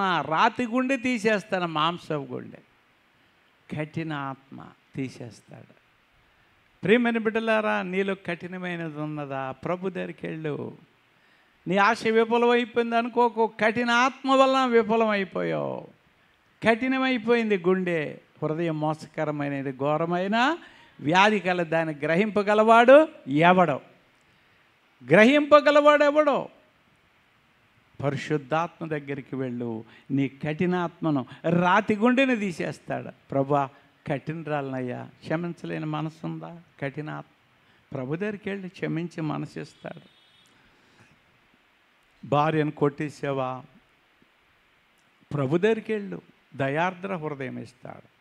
భర్తను వేధించావా? ప్రభు దగ్గరికి వెళ్ళు, నూతన హృదయం, రాతి గుండె తీసేస్తాను. ఏ గుండె ఇస్తాను? మాంసపు గుండె, మెత్తని గుండె ఇస్తాడు దేవుడు. తర్వాత 36:25 చూడండి. 36:25 వాగ్దానం ఇస్తున్నాడు. వాగ్దానాలు ఇవన్నీ. 3వ వాగ్దానము 36. మీ అపవిత్రత యావత్తు పోవునట్లు నేను మీ మీద శుద్ధ జలము జల్లుదును. కాబట్టి శుద్ధ జలము యేసు ప్రభు రక్తంతో సమానము. ఆ దినము ఎర్ర పెయ్య కాల్చేవారు, కాల్చి బూడిద చేసేవారు. అహరోను కాలంలో బూడిద చేశారు. బూడిద చేసి అది జలములో కలిపేవారు. ఎవరైనా పాపం చేస్తే ఇజ్రాయేలీలు ఆ నీళ్ళు వాళ్ళ మీద జల్లితే వాళ్ళు శుద్ధులైపోయేవారు. అది పాత నిబంధన. అయితే ఇప్పుడు జరుగుతున్న విషయం ఏంటంటే, అలాగా కొంచెం శుద్ధ జలం ఉండగా గబగబా ఎర్రపేను కాల్చేవారు, ఎర్రపేను కాల్చి బూడి చేసేవారు. ఈ శుద్ధ జలములో ఉండే ఒక గరిటితో అందులో వేసేవారు, అది శుద్ధ జలం. అలాగా అహరోను బ్రతికున్నంత వరకు, బబులోను చెరకి వెళ్ళేటంత వరకు ఇందులో ఉండే జలం అలాగే వేసుకుంటూ కాపాడుతూ వస్తున్నారు. ఇప్పుడు ఈ యొక్క బబులోను వాళ్ళు దాడి చేసినప్పుడు ముంత పోయింది. ఈ శుద్ధ జలం ముంత పోయింది, బూడిద అలాగ ఉండాలి. ఎతుకుతున్నారు, చాలా ఎతికారు, దొరకలేదు. మరి ఏం చేయాలి ఇప్పుడు? ఎర్ర పెయ్య వెతుకుతాం. మీరు దయతో ఈ యూట్యూబ్లో చూడండి, ఎర్రపెయ్య దొరికిందని వార్తలు వస్తున్నాయి. ఇంకా నేను వినలేదు. ఎర్రపెయ్య, ఈ ఎర్రపెయ్యకి ఎక్కడ దొరికిందంట. దొరికి దాన్ని బూడి చేద్దంటే మూతి మీద చిన్న తెలుపు ఉన్నాడు. రే పనికిరాదురా అంటున్నారు. అది ఈ సంఖ్యాకాండంలో ఉందా? వెనక్కి వెళ్ళను నేను. ఇది మర్మము. ఇప్పుడు ఎర్రపెయ్య దొరికిందన్నారు, కాల్చి బూడి చేసి రెడీ చేస్తున్నారు. యేసు ప్రభు వచ్చాక ఆలయం మొదలెట్టి ఈ అదిగో ఎర్రపెయ్య చూడండి, చక్కటి వేశారు. ఇది చాలా ముఖ్యమైనది, నేర్చుకోండి. సంఖ్యాకాండంలో దీని గురించి రాయబడి ఉంది. ప్రియమైన బిడ్డలారా, ఇది మీ మీద జల్లుతాను, ఇది మీ మీద జల్లుతాను అంటే యేసు ప్రభు రక్తము. అమ్మ, ప్రభు రక్తం నీ కొరకు ఉంది. నీవు ప్రభు దగ్గరికి రా, నీవు కడగబడు. పిలుస్తున్నాడు, ప్రయాసపడి పాపభారం మోసుకొనుచున్న సమస్త జనులారా రండి, నా రక్తం జల్లుతాను. ఆ శుద్ధ జలము వేసే రక్తం నా మీద జల్లాడు. ఎంత మనశ్శాంతి. ఇన్నాళ్ళు రాత్రులు నిద్రపట్టేది కాదు. 17వ ఏటలో బాబాయ్ నానా నానా అనేవాడు, పరిగెడి ఏంట్రా అనేవాడు, పేక పిసికేస్తున్నాడు ఎవడాడు దెయ్యాలు. మా ఇంట్లో అన్నీ దెయ్యాలు చక్కగా శబ్దం వినేవాడిని చిన్నప్పుడు. ఇంటికో ఒక చూపుడుతాడు, మిరపకాయ, నిమ్మకాయలు ఎక్కడ పోతాయి అవి? అవి మా మీద దాడి చేసే. బాబాయ్ అరే ఏడ్రా నాన్న పేకపడి ఏమీ లేదు పడక అనేవారు. ఏంటి కొనుక్కున్నాయి అన్నీ దెయ్యాలు. శుద్ధ జలం జల్లితే పోతాయి. తర్వాత 34:23 చదువు తల్లి. 34:23 వాటిని మేపుటకై నేను నా సేవకుడైన దావీదును వాటి మీద కాపరినిగా నియమించెదను. కాబట్టి దావీదు గురించి చెప్తున్నాడు. ఎందుకంటే దావీదు వంశావళి నుంచే, యోధా వంశావళి ఇందా చెప్పానే, ఆ వంశావళి నుంచి రావాలి. కాబట్టి దావీదు వంశావళి పునరుద్ధరిస్తాను. ప్రభు నా కొడుకు రాబోతున్నాడు. ఏమన్నాడు ఆ గుడ్డివాడు, ఎరుకో గుడ్డివాడు ఏమన్నాడు ఆయన యేసేయని? దావీదు కుమారుడు. అందరూ అనండి, దావీదు కుమారుడు. అందరూ చెప్పండి. ఆ వంశావళి నుంచి వచ్చాడు. గుడ్డోడికి తెలిసింది బైబిల్, నీకు నాకు తెలియలే. ఎక్కడ ఎరుకో గుడ్డోడికి తెలిసింది. దావీదు కుమారుడు నాకు తెలిసాయా, దావీదు వంశాల నుంచి వచ్చావు, మెస్సేవు నువ్వు. అబ్బా, మన కళ్ళు ఉన్నాయి కానీ అసలు కళ్ళు లేవు. దావీదు వంశావళి అది చెప్తున్నాడు. భయపడకండి, నా కొడుకు వస్తున్నాడు, ఈ ప్రపంచాన్ని ఏలుబడే చేయబోతున్నాడు. 29 చూడండి. ఇవన్నీ వాగ్దానాలు మీకు చదివి వినిపిస్తున్నాను. మరియు వారు ఇక దేశంలో కరువు కలిగి నశించిపోకుండాను, అన్యజనుల వలన వారికి అవమానము ప్రాప్తించకుండాను వారి ప్రఖ్యాతి కొరకై తోట ఒకటి నేను ఏర్పరచదను. కాబట్టి అభివృద్ధి కలుగు చేస్తాడు దేవుడు నీ జీవితంలో. ఇప్పటివరకు క్షీణత ఉంది, అభివృద్ధి ఇస్తాడు. తర్వాత 37-26 ఇక వాగ్దానాలతో ముగించేస్తున్నాను. 6 శాశ్వత నివాసం ఏర్పాటు చేయ 37-26లో వారితో సమాధానార్థమైన నిబంధన చేసేదను. అది నాకున్న వారికి నిత్య నిబంధనగా ఉండును. నేను వారిని స్థిరపరిచేదను, వారిని విస్తరింపచేసి వారి మధ్య నా పరిశుద్ధ స్థలమును నిత్యము ఉంచెదను. పరిశుద్ధ స్థలము ఏమండి?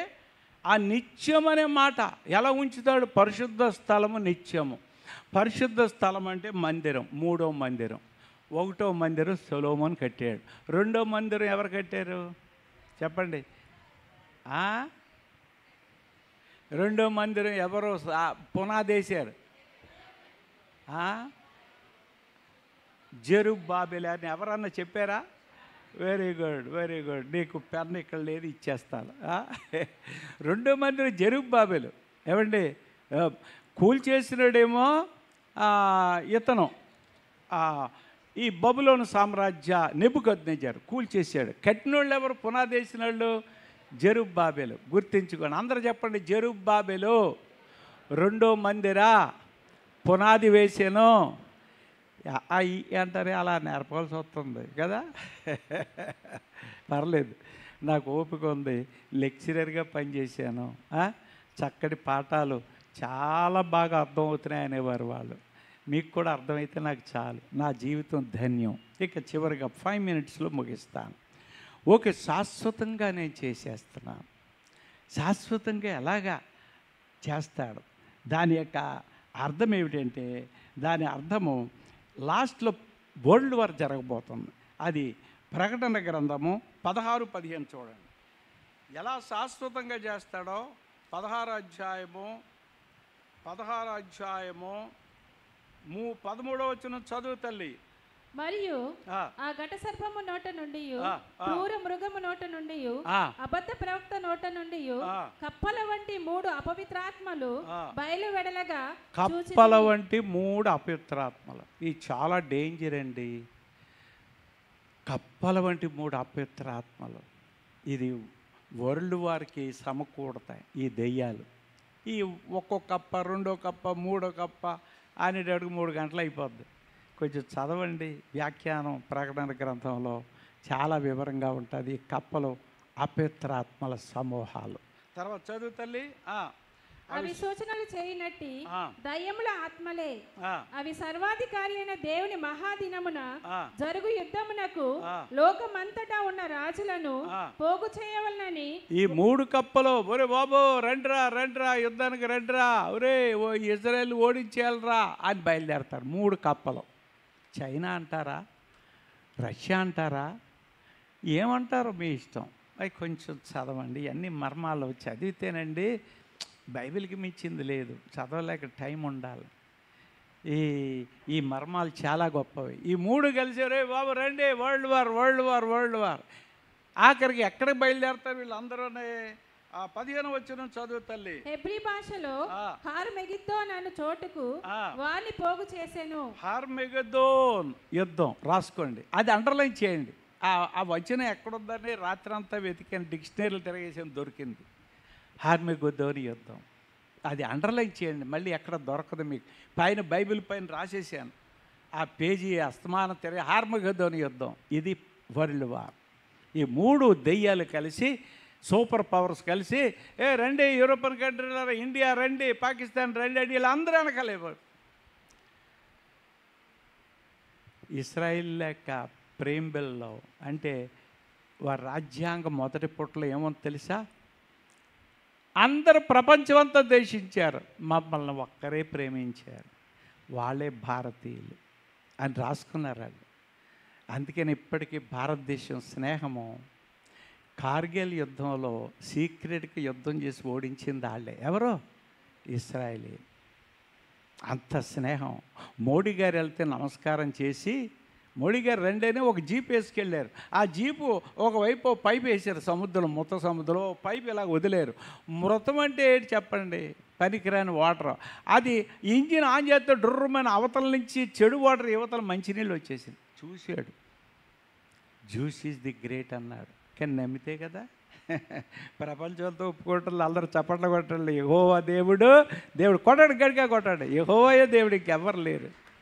అందరికీ మొత్తం అందరికీ ఏంట్రా బాబు వాళ్ళని ఓడించలేకపోతున్నాం, వాళ్ళు వెనకాల ఏదో ఉందరా పవరో. ఎవరో? యెహోవా. అందుకని నీ దేవుడైన యెహోవా నేనే అని మీరు తెలుసుకుంటే నీ గ్రంథాలు అనేక సార్లు ఉంది. అదిరిపోతుంది ప్రపంచం.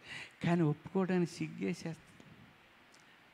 సిగ్గు వేసే దినం వస్తారు. ఈ అర్మగెద్దోను యుద్ధంలో 200 దేశాలు పాల్గొంటాయి. ఏంటండి? 200 ఆటం బాబులు అన్నీ వదులుతాయి, రక్తం ఏరులై ప్రవహిస్తారు. ఈ టైంలో ఇశ్రాయేలు దేశం ఒక్కటే.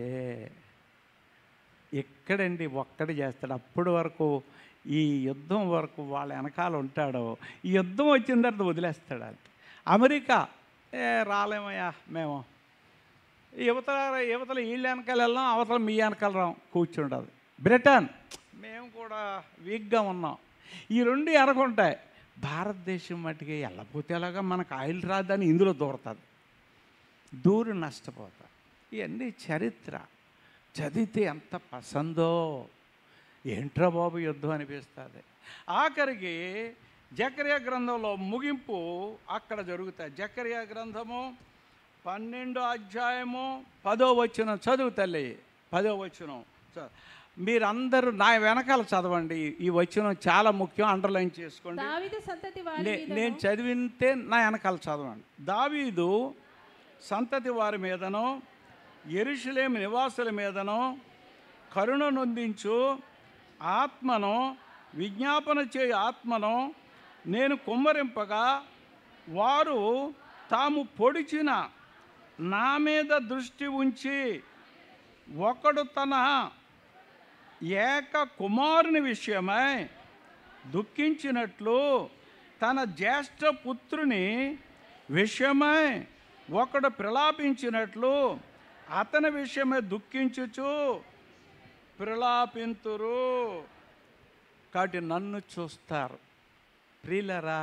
చూసి ఏక కుమారుడు ఆ విషయమే దుఃఖించిన, ఏక కుమారుడు చనిపోతే ఎలా ఏడుస్తారో, అయ్యా యేసయ్య నువ్వు ఆ ఒలివ కొండ మీద దిగుతాడు ప్రభు. వీళ్ళు దాదాపు ఓటమి పరిస్థితిలో ఉంటారు ఇశ్రాయేల్. ఈ దేశం అంతా అర్మగెద్దోను యుద్ధం అని నజరేతుకి 15 కిలోమీటర్ల దూరంలో ఉంది. బోనాపార్టే, నెపోలియను, ఈ నియంతలా లోయ చూశారట. ఈ యొక్క అన్నాడంట, ప్రపంచ యుద్ధం జరిగితే ఇక్కడ జరగాలన్నాడట. అదే అర్మగెద్దోను యుద్ధం. అర్మగెద్దోను దాని స్థలము నజరేతుకి 15 కిలోమీటర్ల దూరం, పెద్ద మైదానం. ఇప్పుడు జరగబోతుంది. అప్పటి వరకు ఉంటావా? వద్దండి. నువ్వేం చేయాలి? విధేయులయ్యి మన దుర్మార్గతను విడిచి ప్రభువా కనికరించాలి. ఎప్పుడైతే ఆయన దిగాడో కత్తి పట్టుకొని ఒలివ కొండ 2 పాయలు అవుతుంది. అదే అన్నాడు, నేను ఎలాగ ఒలివ కొండ మేంచి వెళ్తున్నానో మరలా అలాగే దిగుతాను. ప్రియులారా, ఇది నిజమిది.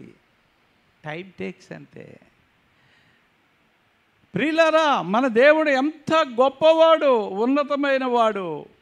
ఆయన దగ్గర 2 పాయలు అయిపోద్ది. 2 పాయలు అవగానే వీళ్ళందరూ తరుముతూ ఉంటే, రక్షక సిలువ వేడు అన్నది మేమే, దౌర్భాగ్యం. కార్పెంటర్ అన్నది మేమే, మమ్మల్ని క్షమించేయ అని ఆ లోయల్లోకి వెళ్ళిపోతారు. కరుణగల ఆత్మ వారి మీదకి పంపిస్తాడు, దుఃఖ ఆత్మ పంపిస్తాడు, కరుణిస్తాడు వారిని.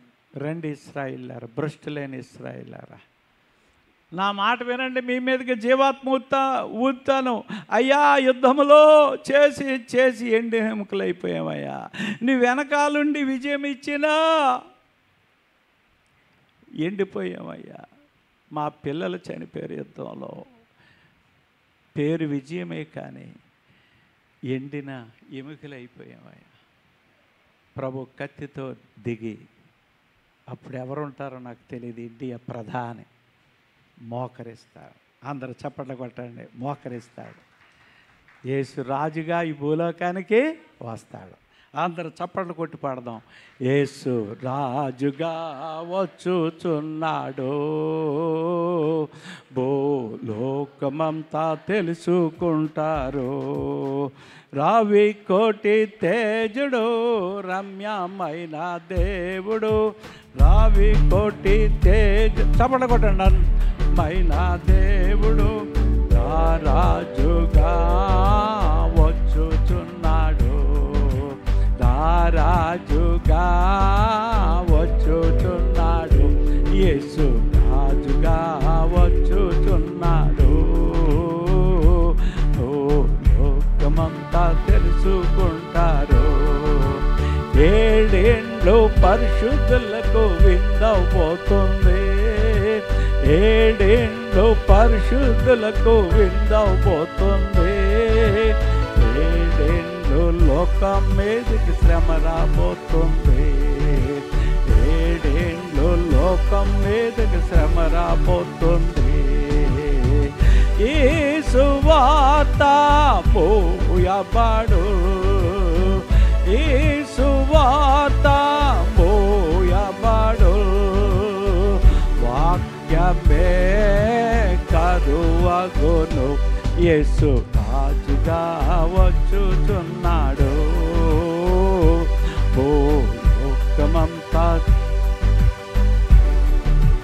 వెయ్యేండ్లు ఎలపై యేసు రాజ్యమేలును, వెయ్యేండ్లు ఎలపై యేసు రాజ్యమేలును. ఈ లోక రాజ్యములన్నీ ఆయన ఏలును, ఈ లోక రాజ్యములన్నీ ఆయన ఏలును. నీతి శాంతి వార్తిల్లు, నీతి శాంతి వార్తిల్లు, న్యాయమే కనబడును. యేసు రాజుగా వచ్చుచున్నాడు, లోకమంతా తెలుసుకుంటారు.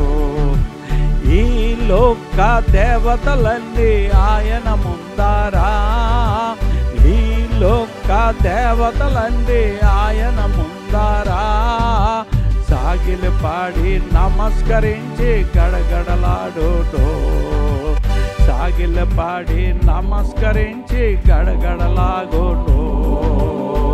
వంగని మోకాళ్ళంది, వంగని మోకాళ్ళంది, యేసయ్య ఎదుట వంగిపోవును. యేసు రాజుగా వచ్చుచున్నాడు, లోకమంతా తెలుసుకుంటూ. ఇప్పుడు దాడి చేస్తున్నారు మన మీద, అసహ్యంగా చూస్తున్నారు మన మీద. ఒకనాడు నువ్వు పైకి ఎత్తబడతావు. ఈ యుద్ధం రాకముందు సంఘం పైకి ఎత్తబడుతుంది. ఏడేండ్లు పరిశుద్ధులకు విందు, ఏడేండ్ల క్రింద శ్రమలు. నువ్వు కింద ఉండొద్దు. ప్రియమైన బిడ్డలారా, ఇంకెన్నో మర్మాలనే 3.5 సంవత్సరాలు 2 భాగాలు చేశారు. ఆ లోతుకి వెళ్ళను, కానీ ఉండొద్దు ఈ లోకంలో. రక్షణ పొంది రెడీగా ఉండి. ఎప్పుడు వస్తాడో తెలియదు, రేపేమో తెలియదు. 1000 ఏండ్లు ఈలపై రాజ్యం వెళ్తాడు భూలోకాన్ని. 1000 ఏండ్లు ప్రతి ఓడు వంగవలసిందే. ప్రభువారిని ప్రత్యక్షంగా చూస్తారు. లేడనుకున్నాం, ఎటకారించాం, మరియమ్మని తిట్టాం ప్రభు, వాళ్ళని తిట్టాం ప్రభు, క్షమాపణ అడగవలసిందే. అయ్యో గొప్ప శాంతి, నీతి శాంతి. అక్కడ ఈవీఎంల మోసం ఏమి ఉండదు, ఎలక్షన్స్ ఏమి ఉండవు. యేసురాజే ఒక్కడే. ఎంత మోసం జరుగుతుంది, ఎంత అన్యాయము, అక్రమం, పన్నులు. అరే టిఫిన్ చేశాను, 100 రూపాయలు వేసాడు జిఎస్టీ సార్, 12 రూపాయలు. తిన్న తిండికి, బట్టలు కొన్నాను, తొడుక్కున్న బట్టలకి జిఎస్టీ. ఎంత మోసం. అలనాడు సొలొమోను పరిపాలన ఇప్పుడు జరుగుతుంది. ఎంత విచారం. మన దేవుడు వస్తున్నాడు, న్యాయం, అయ్యా మమ్మల్ని కాపాడలేదని చెట్లు పుట్లు ఇవన్నీ బయటికి ఇసిరేస్తాడు. మోకాళ్ళు వణుతారు, యేసయ్యను చూస్తారు. అంతవరకు ఓపిక పడదాం. కానీ నువ్వు మారు మనసు పొందాలి, ప్రభు తట్టు తిరగాలి. ప్రార్థన చేసుకుందాం, నిలబడి ప్రార్థన చేసుకుందాం. ప్రభు కనికరించమని ప్రభు దగ్గర వేడుకుందాం. ప్రతి ఒక్కరూ ప్రార్థన చేయండి.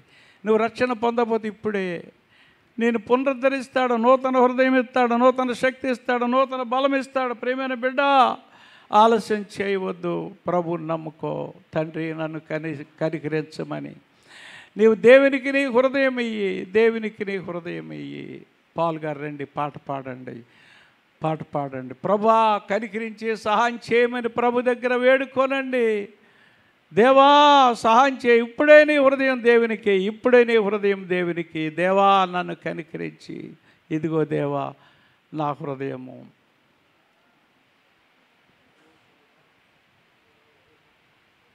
హృదయం దేవుని చేతిలో పెట్టండి. ఆలస్యం చేయొద్దు. ఆశ విఫలమైపోయింది. ఎందుకు వచ్చింది నా బ్రతుకని వేసారు వచ్చావు ఇక్కడికి. భయపడకో, దేవుడు నీకు తోడై ఉన్నాడు, నేను పునరుద్ధరిస్తాడు. ప్రభువా బిడ్డలు లేవనెత్తండి, బలపరచండి. యేసు నామమును బట్టి అడుగుచున్నాం తండ్రి, ఆమేన్. నా కీర్తన పుస్తకం నుండి 17వ పాట పాడుకుందామండి.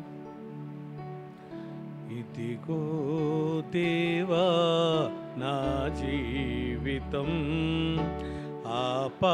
ఆపాదమస్తకం నీకంకితం. ఇదిగో దేవా నా జీవితం, ఆపాదమస్తకం నీకంకితం. శరణం నీ శరణం, శరణం నీ శరణం, శరణం నీ శరణం, శరణం నీ శరణం. ఇదిగో దేవా నా జీవితం, ఆపాదమస్తకం నీకంకితం. పలుమార్లు వైదొలగినాను పరలోక దర్శనం నుండి, విలువైన నీ దివ్య పిలుపుకు నీ తగినట్లు జీవించనైతి. అయినా నీ ప్రేమతో నన్ను దరి చేర్చినావు. అందుకే గైకొను మా దేవా ఈ నా శేష జీవితం. ఇదిగో దేవా నా జీవితం, ఆపాదమస్తకం నీకంకితం. శరణం నీ శరణం, శరణం నీ శరణం, శరణం నీ శరణం, శరణం నీ శరణం. ఇదిగో దేవా నా జీవితం, ఆపాదమస్తకం నీకంకితం. ప్రభు నామానికి మహిమ కలుగునుగా. కూడి వచ్చిన అందరికీ వందనాలు. అనౌన్స్మెంట్లోనండి, ప్రతి ఆదివారం ఉదయం 10 గంటల నుండి మొదటి ఆరాధన జరుగుతుంది. అలాగే సాయంత్రం 6:30కు రెండవ ఆరాధన జరుగును. దయతో మిమ్మల్ని అందరినీ ప్రేమపూర్వకంగా ఆహ్వానిస్తున్నాము. ఖచ్చితంగా సమయానికి రండి. మీ రూపరుగు వారిని, బంధువుల్ని కూడా ఆహ్వానించండి. అలాగే ప్రతి బుధవారం మరియు ప్రతి శనివారం సాయంత్రం 6:30 గంటలకు ఉపవాస ప్రార్థన జరుగుతుంది. దయతో మీకు ఏ సమస్యలున్నా, ఇబ్బందులున్నా మీరు సంఘంలో తెలియజేసినట్లయితే మీ కొరకు సంఘం అంతా కలిసి ప్రార్థించడం జరుగుతుంది. అలాగే ప్రతి ఆదివారం ఉదయం 9:30 గంటల నుండి సండే స్కూల్ జరుగును. తప్పనిసరిగా సండే స్కూల్కి సమయానికి మీ పిల్లల్ని పంపించండి. అలాగే ప్రతి గురువారం సాయంత్రం 8 గంటల నుండి జూమ్లో యవనస్తుల ప్రార్థనా కూడిక జరుగును. ప్రతి ఒక్కరూ జూమ్లో జాయిన్ అవ్వండి. జూమ్ లింక్ మీకు వాట్సాప్లో షేర్ చేయబడుతుంది. అలాగే ప్రతి శుక్రవారం ఉదయం 11 గంటలకు స్త్రీల కూడిక జరుగుతుందండి. స్త్రీలందరూ గుర్తుపెట్టుకుని ఖచ్చితంగా ఈ ఉపవాస ప్రార్థనలో పాల్గొనండి. అలాగే బుక్ స్టాల్ని దర్శించండి. ఇంగ్లీష్ బైబిల్స్ ఉన్నాయి. ఎవరైనా ఇంగ్లీష్ బైబిల్ కావాలనుకుంటే ఇంగ్లీష్ బైబిల్స్ ఉన్నాయి. అలాగే జాషువా డానియల్ గారు రచించిన ఉజ్జీవ రహస్యములు అనే మంచి పుస్తకం ఉంది. ఎవరైనా కావాలంటే తీసుకోనండి. అలాగే దేవుని శక్తి భోగి శాంతారావు గారి సజీవ సాక్ష్యం అనేక మంది రక్షణలోనికి నడిపించింది బుక్. చాలామంది ఈ సాక్ష్యాన్ని చదివి అనేక మంది రక్షణ పొందారు. అలాగే మీ స్నేహితులకు ఇరుగు పొరుగు వారికి ఎవరికైనా ఉంటే ఈ బుక్ని ప్రజెంట్ చేయండి. అలాగే సండే స్కూల్ పిల్లలకు పాటల పుస్తకాలు ఉన్నాయండి. ఇంకా పిల్లలు ఎవరైనా కొనని వారు ఉంటే ఖచ్చితంగా సండే స్కూల్ పాటల పుస్తకం తీసుకోనండి.